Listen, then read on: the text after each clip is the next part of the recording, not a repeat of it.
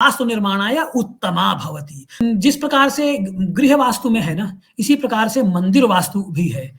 श्रीमद् भागवत महापुराण के दूसरे स्कंध के 9वें अध्याय का स्मरण किया जाए, वे वासुदेव ही इस जगत का निमित्त कारण भी हैं और उपादान कारण भी। ऐसे ही आप्त पुरुषों के लिए महाकवि भवभूति ने श्री राम के माध्यम से कहलाया है, ऋषीणाम पुनराद्यानाम वाचमर्थोनुधावति।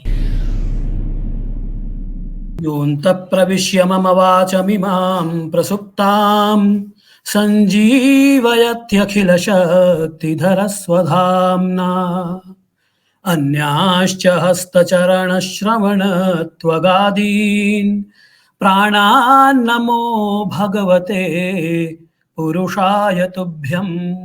आदरणीय श्रोतागण, महर्षि कृष्ण द्वैपायन व्यास जो हैं वो आप्त पुरुष हैं। आप्त पुरुषत्व का लक्षण अनेकों ग्रंथों का प्रणयन करता, ऐसा कथमपि नहीं समझना चाहिए, क्योंकि यह लक्षण अतिव्याप्ति एवं अव्याप्ति दोषों से युक्त है, जिससे यह आधुनिक उन रचनाकारों और ग्रंथकारों पर भी घटित हो जाएगा जिनकी लेखनी उनके विचारों के आगे आगे दौड़ती हुई भूयिष्ठ ग्रंथों का प्रणयन कर रही है। अपितु आप्त पुरुष उन्हें जानना चाहिए जिनके वचन या लेखनी काल को अतिक्रांत करते हुए चिरंतन श्रेणी के हों। ऐसे ही आप्त पुरुषों के लिए महाकवि भवभूति ने श्री राम के माध्यम से कहलाया है, ऋषीणाम पुनराद्यानाम वाचमर्थोनुधावति।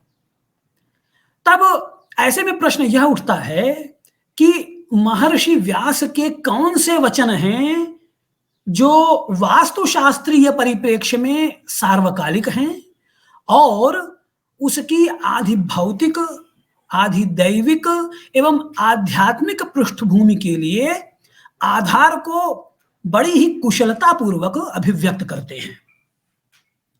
यूं तो पुराणों में ऐसे वचन पग पग पर मिलते हैं, किंतु उनमें से एक को यहां उद्धृत करना उचित होगा, जो कल प्रातः काल ही मेरे कर्ण कुहर में MS सुब्बलक्ष्मी जी के द्वारा अकस्मात ही प्रवेश कराया गया और जिस शब्द राशि ने आगे की यात्रा करते हुए मेरी चेतना को जागृत किया।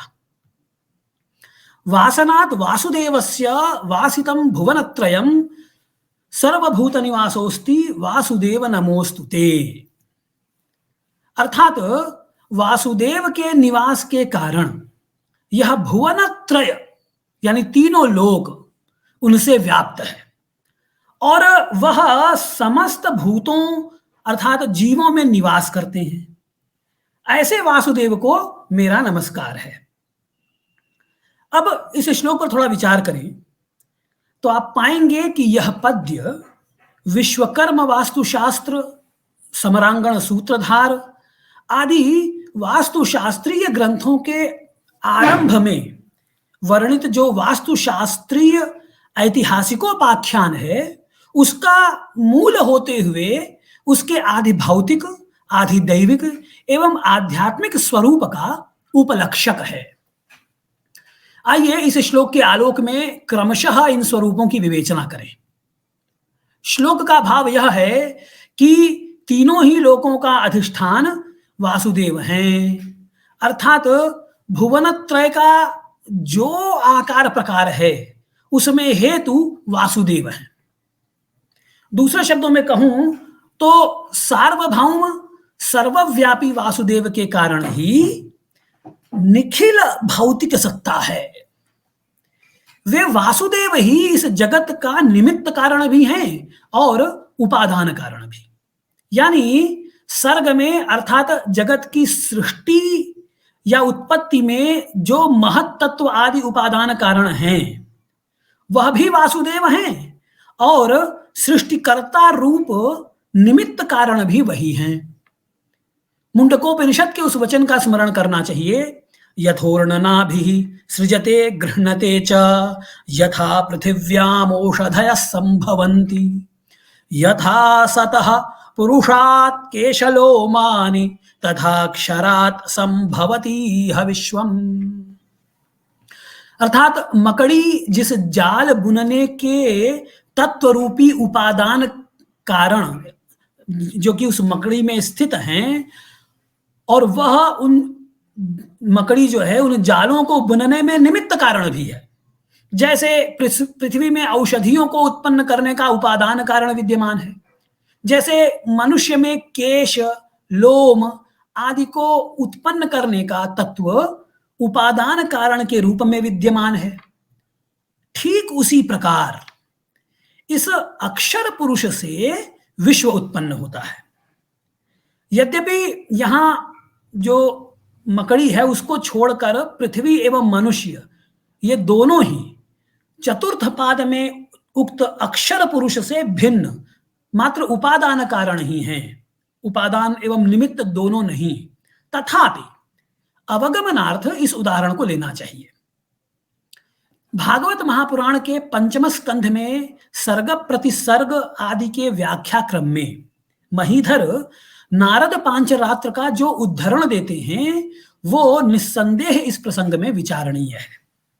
क्या कहते हैं कि विष्णोस्तु त्रीणि रूपाणि पुरुषाख्यान्यथो विदुः, एकंतु महतः सृष्टि, द्वितीयं त्वंड संस्थितम्, तृतीयं सर्वभूतस्थं तानि ज्ञात्वा विमुच्यते।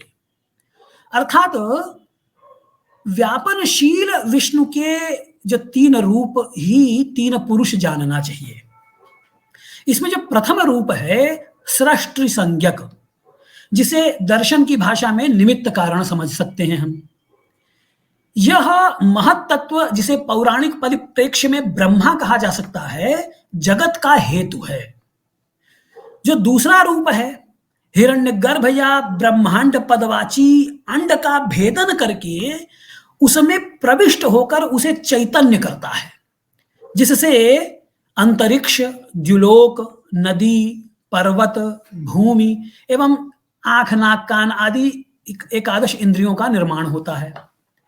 महत तत्व से लेकर एकादश इंद्रियों तक की सृष्टि को, जो कि नैसर्गिक है, मात्र पुरुष ब्रह्म या वासुदेव के अधीन है। अतः पुराणों में एवं वास्तुशास्त्रीय मौलिक ग्रंथों में सर्ग इस संज्ञा से व्यवहृत है। इस संबंध में सम्रांगण सूत्रधार के महदादि सर्गाध्याय का अवलोकन करना चाहिए, जहां भोजदेव पूर्व अध्याय में संपूर्ण जगत को वास्तु संज्ञा से संबोधित करते हुए इस अग्रिम अध्याय में उसके सृष्टि क्रम को कुछ इस प्रकार से वर्णित करते हैं।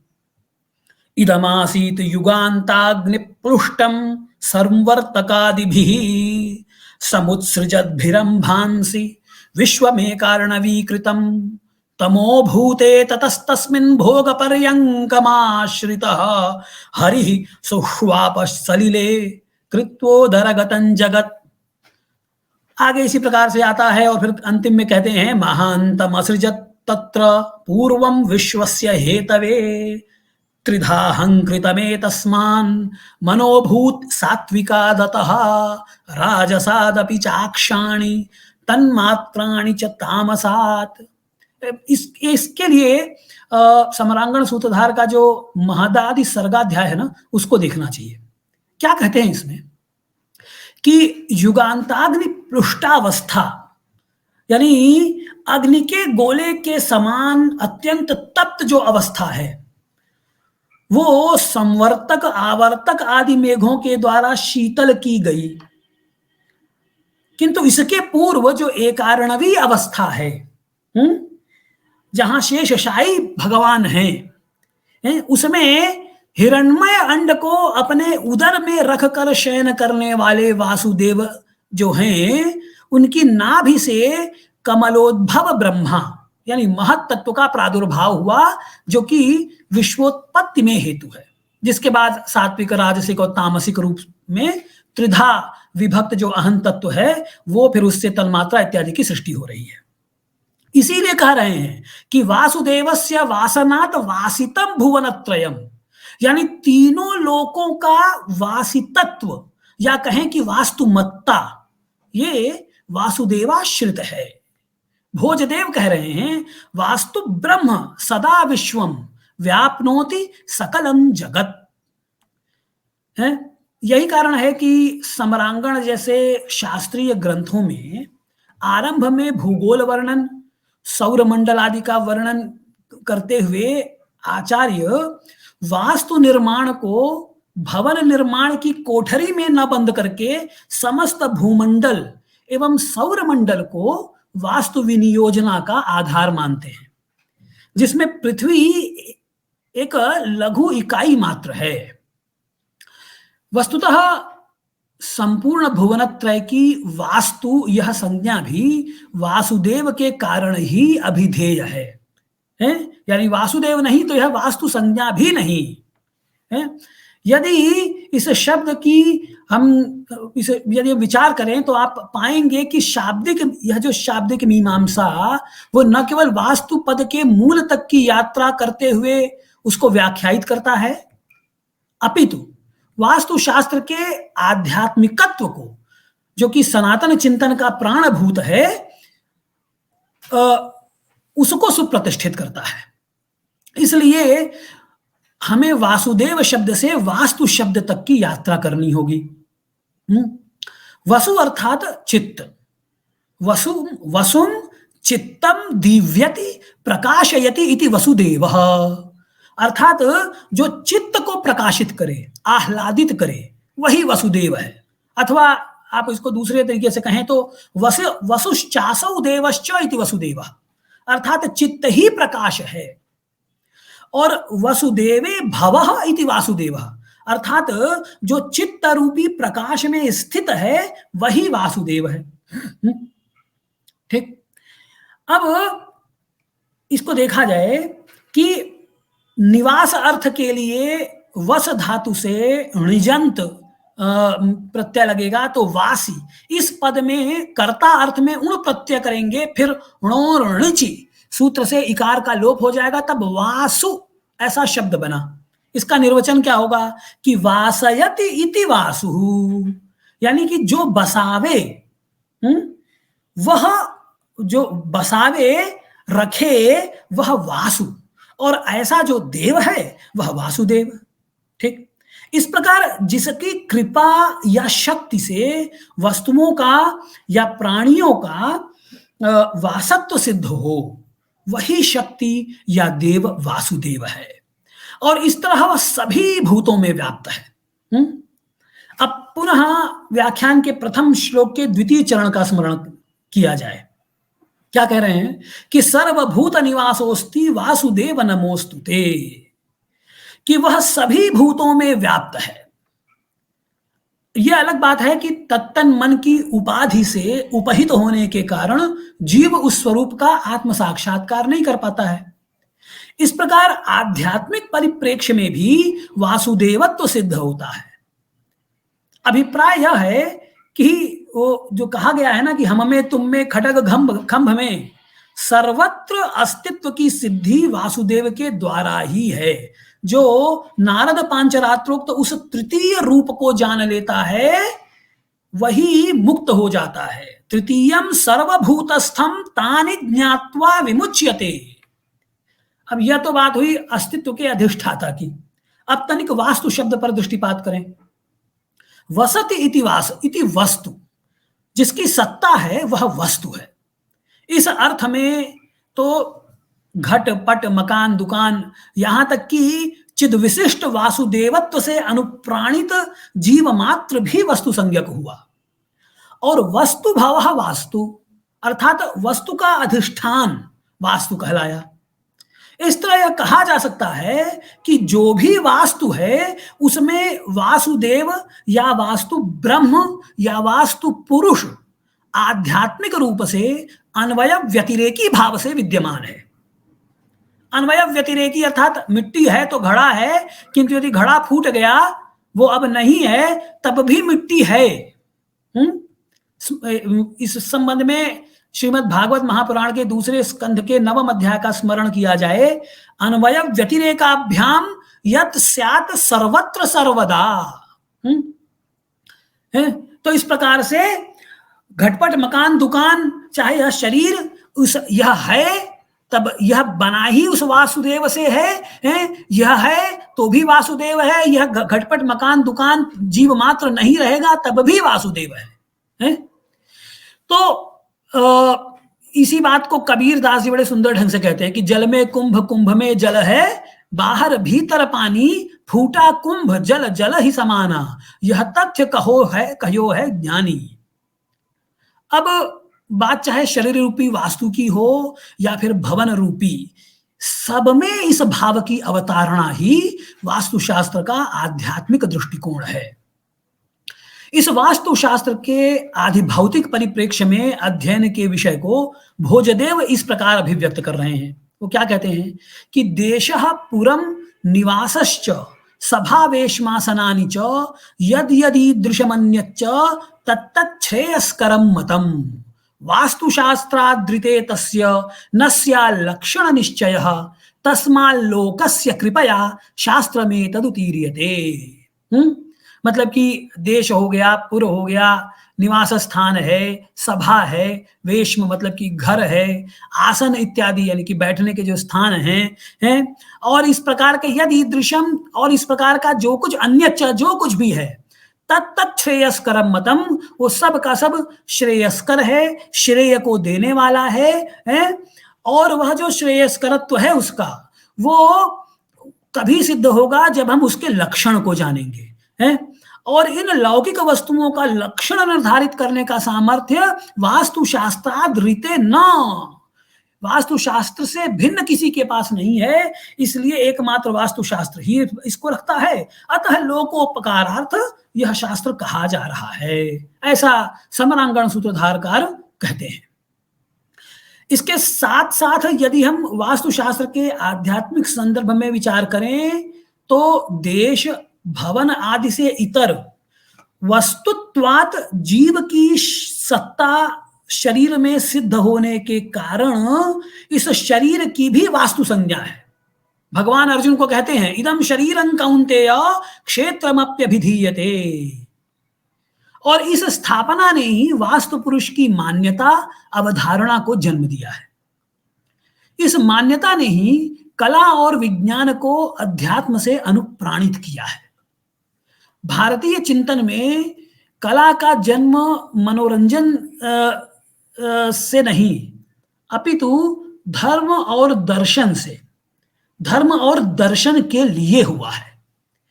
इस दार्शनिक दृष्टि के संबंध में इतना ही विभाव्य है कि जो विज्ञान अथवा कला अध्यात्म रहित है वह शुष्क काष्ठ के समान अग्राह्य एवं केवल जलाने योग्य है और उसका कोई उपयोग नहीं है। कला और विज्ञान की नैसर्गिक रूप से वस्तुतः आसुरी प्रवणता होती है, अतः वह मनुष्य का भक्षक न बने, इसके लिए इस संभावना को निर्मूल करने के लिए ही उसे देवत्व की भावना से अनुप्राणित कर देना चाहिए। इस अलौकिक भारतीय चिंतन ने वास्तु में निराकार ब्रह्म को भी साकार रूप में प्रतिष्ठित कर दिया है। इसको अत्यंत सरल शब्दों में यदि जनमानस को समझाना हो तो निश्चय ही राजेश्वरानंद जी के भगवत प्रसाद संबंधी उपदेश का आश्रय लेना उचित होगा। मुझे उससे बढ़िया इसमें उदाहरण नहीं दिख रहा है। वो प्रसंग वहां जहां कहते हैं वो कि जहां वो मिठाई और प्रसाद के भेद को बड़े ही मार्मिक ढंग से रखते हुए कहते हैं कि मिठाई जब तक प्रभु चरणारविंद में अर्पित नहीं हुई है तब तक उसमें मदीयत्वाभिमान होने के कारण वह अलौकिक आनंद को देने वाली नहीं हो सकती, किंतु एक बार प्रभु को समर्पित कर दिया तब वह प्रभु का हो गया। उसमें अहंता का त्याग होने के कारण ही वह विगलित वेद्यांतरत्व की स्थिति को उत्पन्न करते हुए देवत्व का आधान करती है। ठीक यही स्थिति घर इत्यादि वास्तु की समझनी चाहिए। घर है, मेरा घर है, मैंने बनाया है, मैं जैसे चाहूं वैसे बनाऊं, है। जो अनुकूल परिस्थिति नहीं है उस वहां पे जिस प्रकार की उस तदनुरूप मैं बनाऊं। राजस्थान में हूं तो मैं बड़े बड़े शीशों के महल बनाऊं, हैं, वहां पे हवा इत्यादि की व्यवस्था न रखूं, है यहाँ पे जम्मू और पहाड़ी इलाकों में मैं ये पत्थरों के घर बनाऊं ताकि वे एकदम खूब ठंड में ठंड लगने लगे, तो सुंदर बनाने के चक्कर में। तो यह तो हुआ मदीयत्वाभिमान, और विज्ञान के बल से आप यह कर सकते हैं, किंतु किंतु इससे यह न तो श्रेयकारी है, न प्रेयकारी है, न लंबे समय तक टिकने ही वाला है। ठीक, तब जब हम बनावे, वास्तु का निर्माण करें, तब हम यह मान के चले कि यह वास्तु वस्तुतः वास्तु पुरुष का, वास्तु ब्रह्म का है, इसका अधिष्ठाता, इसका देव, वह देवता है, वह वास्तु पुरुष है। उसी तदीयम वस्तु गोविंद के भाव से जब हम उस वास्तु का निर्माण करेंगे, तब वहां पर यह जो आध्यात्मिकता है उससे अनुप्राणित होकर हमारा वास्तु श्रेय प्रेयकारी होगा, यह लोक और परलोक में सिद्धि को प्रदान करने वाला होगा। ठीक, वस्तुतः जो सृजनात्मक कार्य है ना, उसमें इस आध्यात्मिक पक्ष की अवहेलना नहीं की जा सकती है, या कम से कम यह भारतीय अवधारणा तो नहीं है। कारण यह है कि जो अदृश्य सत्ता है वो निरंतर एक संकल्प बुनती है, जिसे मनुष्य या कहूं तो मानव का स्थूल रूप कभी समझ नहीं पाता है। अन्यथा ऐसा नहीं होता कि कभी कभी या फिर कुछ लोगों के साथ तो ऐसा प्राय होता है कि विनायकम प्रकुर्वाणो रचया मास वानरम, बनाने कुछ और चले थे और बन कुछ और गया। कई बार रचयिता रचना कुछ और चाहता है और रच कुछ और जाता है, प्रवक्ता बोलना कुछ और चाहता है और बोल कुछ और जाता है। आप कई बार जब प्रभु अर्पित बुद्धि से करते हैं तो उस वास्तु का जो निर्माण होता है वो एक अलग ही देखने में भी और उसके भोग में भी एक अलग आनंद देता है ना। तो इसमें आश्चर्यजनक रूप से जब जब ऐसी कृतियों ने जन्म लिया है वे कालजयी सिद्ध हुई हैं। और जो ऐसा क्यों है, तो जो अचिंत्य अनियोजित बना वह खराब भी तो बन सकता है। ऐसा भी कह सकते हैं, एक ये तर्क हो सकता है कि भाई अगर विचारे नहीं हैं तो वो खराब भी बन सकता है। लेकिन मित्रों, वास्तु, जहां तक वास्तु का प्रश्न है, वो अचिंत्य और अनियोजित बनाता कौन है और अगर बन भी गए तो उनके बारे में बातें कौन करते हैं। तो इसलिए स्वयं रचयिता उन पर चर्चा करना पसंद नहीं करता है। दूसरी बात यह है कि जो अवर स्तरीय या खराब कृतियां वस्तुतः बनती क्यों हैं, तो वो आपत्ति या बलात् या हठधर्मिता का परिणाम होती है, जहां स्वयं रचनाकार का मन, बुद्धि और चित्त नहीं है। और तीसरी जो सबसे महत्वपूर्ण बात वो यह है कि कालजयी रचनाओं के या सृष्टि के वास्तु के विषय में स्वयं वास्तुविदों के अनुभव मेरे कथन से कतई विपरीत नहीं है। इसलिए जितने भी कवि हैं, लेखक हैं, वास्तुविद हैं, नाट्यविद हैं, वे सभी के सभी रचनाधर्मी या उनमें से अधिकांशतः एक पराशक्ति को रचना का मूल स्रोत मानते हैं और उस शक्ति के नियामक संवाहक को नाद ब्रह्म, रस ब्रह्म, शब्द ब्रह्म, वास्तु ब्रह्म के नाम से संबोधित करते हुए उसके शक्ति की आराधना, उस शक्ति की आराधना करते हैं। वास्तुशास्त्र में यह वास्तु ब्रह्म वास्तु पुरुष के नाम से अधिक विख्यात है। अब आप विचारें फिर एक बार, अगर हम विचार करते हैं तो वसंत्यत्र इस अर्थ में वसेस्तुन नगारे णिच से औणादिक सूत्र से तुन हो गया और वास्तु शब्द जो बना जो निवास योग्य रचना विशेष का वाचक है। मतलब ये हुआ कि जहां प्राणी निवास करता है, उदाहरण के तौर पर गृह हो गया, आश्रय हो गया। इसका जो निर्वचन देखें तो व्यास जी कर रहे हैं कि वास्तु वसते है निवास कर्मण है। तो भौतिक विज्ञान की दृष्टि से यदि बात करें तो वास्तु इस पद से नितांत जड़ पदार्थ का बोध होता है। तब इस दृष्टि से तो जड़ पदार्थ की रचना में मानवेतर अर्थात मानव बुद्धि या शक्ति से इतर किसी पराशक्ति की बात करना और फिर वास्तु पुरुष का चिंतन, पूजन आदि तो दूर की कौड़ी ही समझिए। लेकिन एक बात तो वह नितांत भौतिकवादी भी स्वीकारेगा कि उसकी कृतियों में उसकी आत्मा बसती है, भले ही दूसरे क्षण वह आत्मा के अवधारणा को अस्वीकार कर देवे। हैं अब कहना हमें यही है कि वास्तु निर्माण हो या अन्य कोई रचना, निर्मित का अपना एक मैकेनिज्म, यांत्रिकता है, जो स्वयं वास्तु के संदर्भ में कहूं तो वास्तुवेत्ता के द्वारा भी अनिर्वचनीय है। वो भी बता नहीं सकेगा कि एक्चुअल में क्या है। ठीक, ये जो वास्तु पुरुष की जो संकल्पना की गई है, जिस पर कई देवता विराजमान हैं, इसमें बहुत सारे वास्तु प्रवर्तकों के मत मिलते हैं। हम जानते ही हैं कि नारद, कश्यप, शौनक आदि अनेक ऋषि हैं। मय, विश्वकर्मा इत्यादि जो विशेष जो वास्तु वेत्ता हैं, वो स्थपति भी हैं, वास्तुवेत्ता भी हैं, यांत्रिक भी हैं, तक्षक भी हैं। तो देखिए, जैसा कि मैंने पूर्व में ही आपसे कहा कि भारतीय जीवन सदा से ही अध्यात्म से अनुप्राणित रहा है। लौकिक अभ्युदय की अपेक्षा पारलौकिक निश्रेयस ही प्रधान लक्ष्य रखा गया है। तो इस दृष्टि से हम अगर आगे देखें तो भौतिक, आधिदैविक और आध्यात्मिक दृष्टि भारतीय जनमानस में पूर्णतया अनुस्यूत है। उदाहरण के तौर पर यह वास्तु पुरुष लीजिए। अब इसके आधिदैविक स्वरूप को मत्स्य पुराण उद्घाटित कर रहा है। क्या कह रहे हैं कि वास्तु पुरुष भगवान शिव के स्वेद से उत्पन्न हुआ महाविशालकाय असुर है। ठीक, क्या वचन क्या आ रहे हैं कि पुरांधक वधे घोरे घोर रूपस्य शूलिनः ललाट स्वेद सलिलम अपतद भुवि भीषणम कराल वदनम तस्मात् भूतमद्भुतमुल्वणम ग्रसमानमिवाकाशम सप्तद्वीपां वसुंधराम ततोन्धकानां रुधिरम अपिबत पतितम क्षितौ। है, क्या कह रहे हैं कि भीषण युद्ध में अलग अलग, देखिए अलग अलग जगह वास्तु पुरुष के उत्पत्ति के अलग अलग कथानक मिलते हैं, उपाख्यान मिलते हैं। मत्स्य पुराण के अनुसार अगर देखें तो जो भीषण युद्ध जब भगवान किए त्रिपुरारी शंकर, तो अंधकासुर के वध के समय घोर स्वरूप रुद्र के माथे के पसीने की जो बूंद पृथ्वी पर गिरी, वह अत्यंत विशालकाय शरीर वाला अग्निमुख राक्षस उत्पन्न हुआ, जो पृथ्वी सहित समस्त द्वीपों और आकाश को अपना ग्रास बना लेने की इच्छा रखने वाला था।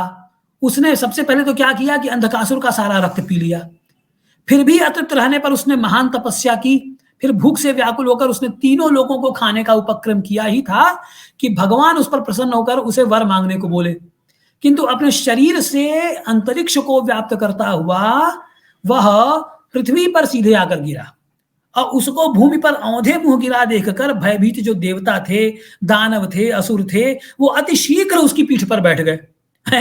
तब जो जहां वास कर लिया है देवताओं के, इसके कारण वह ब्रह्मा जी के द्वारा वास्तु पुरुष कहलाया। तो अब जब सब पीठ पर बैठ गए तब वो तो आक्रांत हो गया, वो तो आक्रांत हुआ। आक्रांत होने पर वह उसने भगवान से वर की याचना की। तब भगवान कहते हैं कि वास्तु पूजन से जो आहार होगा वो तुम ग्रहण करोगे। तो शुभ कृत्यों से आहार ग्रहण करने का वरदान उसको दे दिया। इस बात को देखिए, वराहमिहिर कहते हैं कि यत्र च येन गृहीतम विबुधेन अधिष्ठितः सा तत्रैव तत् अमरमयम विधाता वास्तु नरम कल्पयामास। उसको वास्तु नर कह दिया, जिस पर जो विबुध जो देवता जहां पाया वहीं अधिष्ठित हो गया, तो वास्तु पुरुष हो गया वास के कारण।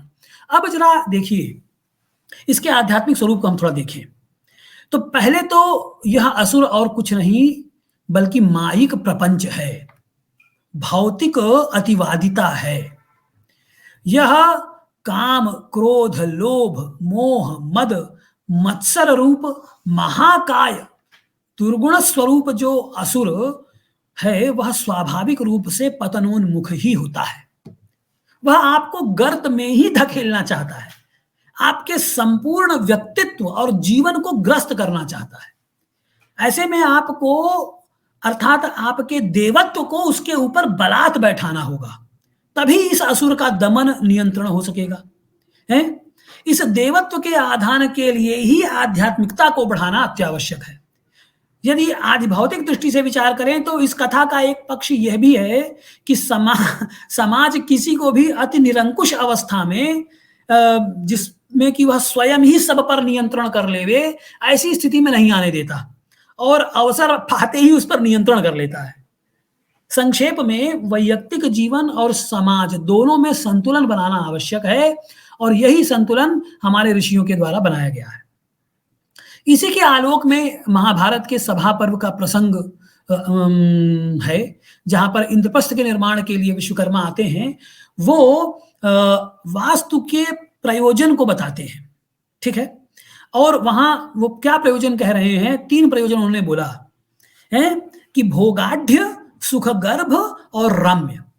क्या कहते हैं कि अहम ही विश्वकर्मा वै दानवानां महाकवि सोहम वै त्वत्कृते कर्तुम किंचिदिच्छामि पांडव दानवानां पुरा पार्थ प्रासादा हि मया कृता रम्याणि सुखगर्भाणि भोग्याढ्यानि सहस्रशः। तो जो मैंने प्रासाद बनाए वो प्रासाद, ये वस्तुतः यह मयासुर कहते हैं कि मैं दानवों का महाकवि हूं। कवि का मतलब हुआ जो सृष्टि कर रहा है ना।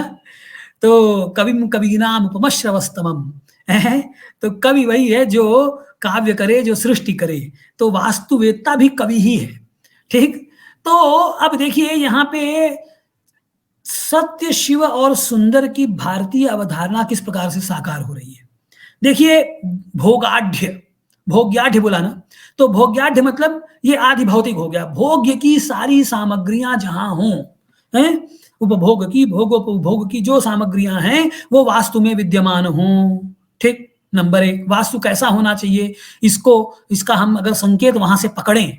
दूसरा कहता है कि शिवम क्यों कह रहे हैं, क्योंकि सुख गर्भाणी, जिनके मूल में, जिनके गर्भ में सुख हो, तो सुख यानी कल्याण, ठीक।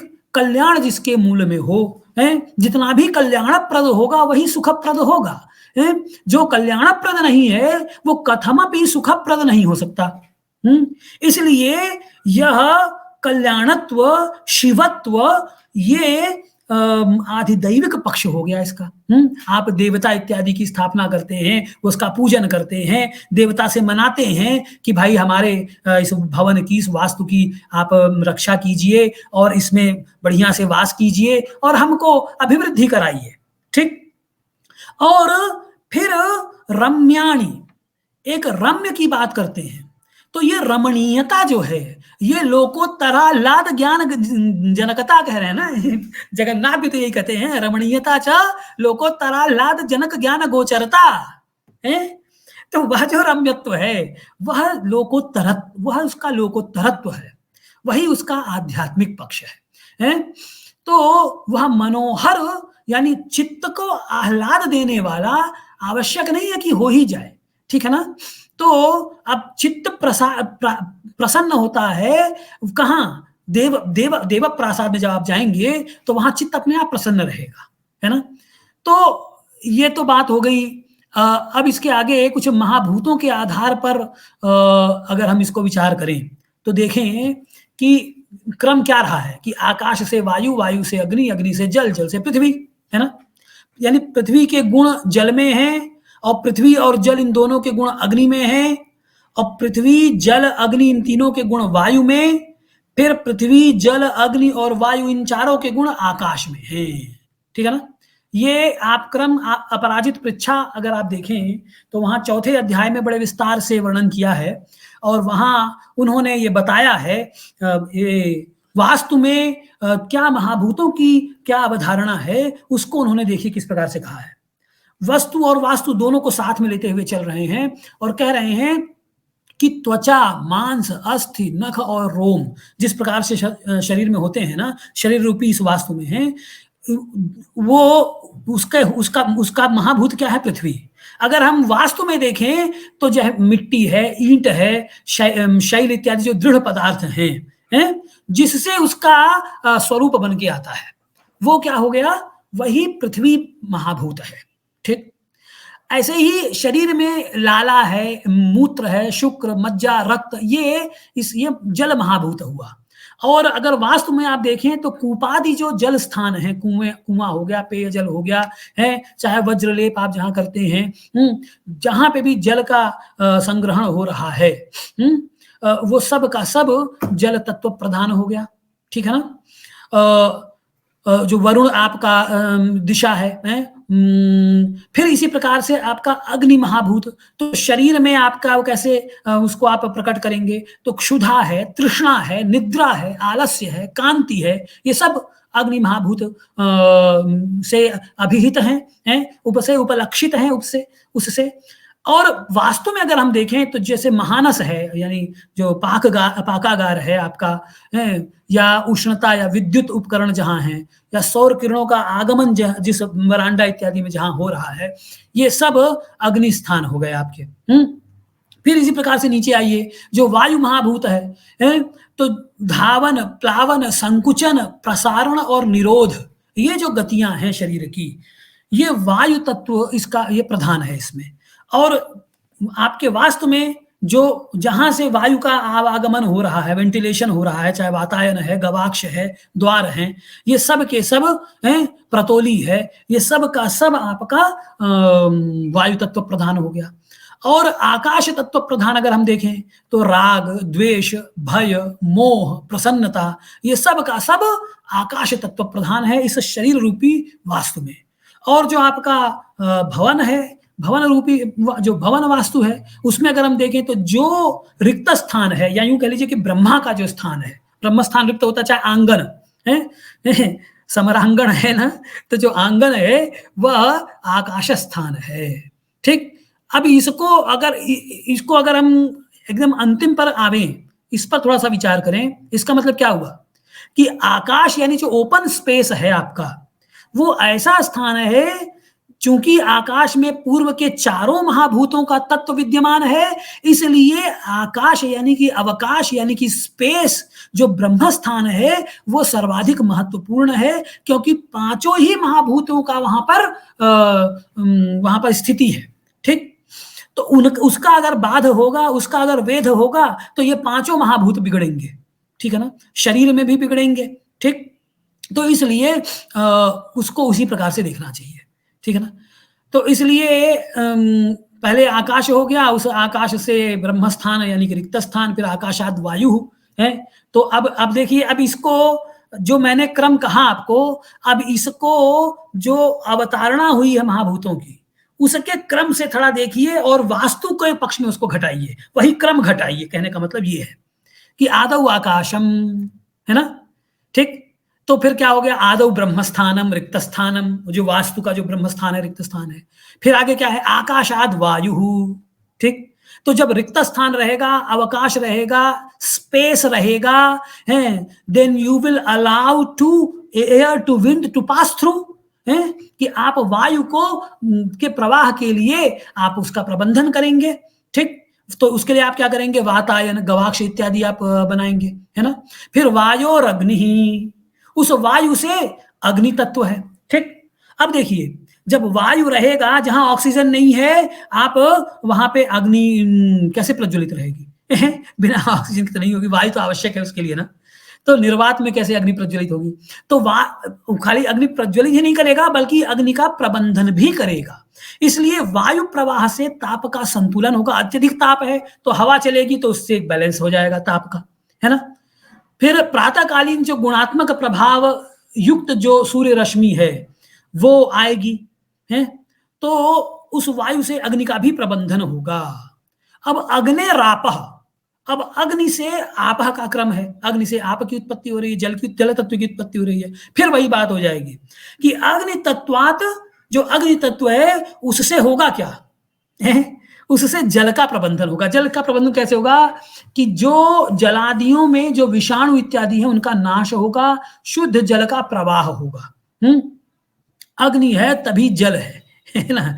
तो वैसे इसको उल्टा भी कह सकते हैं, अप एव सर जादव से अगर हम चलावेंगे, हालांकि वो अप जो है वो यह अप नहीं है, खैर वो अलग विषय हो जाएगा। तो अभ्यो पृथ्वी, अब जब ये सारे के सारे नहीं, तो फिर जलयुक्ता स्निग्धवती पृथ्वी वास्तु निर्माणाय उत्तमा भवति। मतलब जहाँ ये सारी की सारी चीज़ें हैं, वहाँ ये इसका वास्तु का निर्माण अच्छा सही रहेगा। अब इसके जिस प्रकार से गृह वास्तु में है ना, इसी प्रकार से मंदिर वास्तु भी है। मैं यही कहना चाह रहा था कि जो हमें वास्तु है, वह वास्तु खाली आपको आपका गृह, आपका पुर, जनपद, ग्राम या भूमि ही नहीं लेना है, बल्कि संपूर्ण ब्रह्मांड वास्तु है और वह वास्तु वासुदेव से व्याप्त है।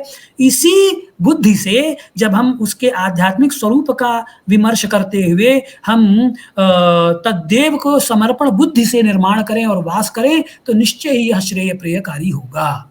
मुझे अवसर दिया भारत अध्ययन केंद्र ने और हेरिटेज संस्था ने, इसके लिए मैं आप दोनों का ही, संस्थाओं का हृदय से आभारी हूँ। इन्हीं शब्दों के साथ मैं अपनी वाणी को विराम देता हूँ।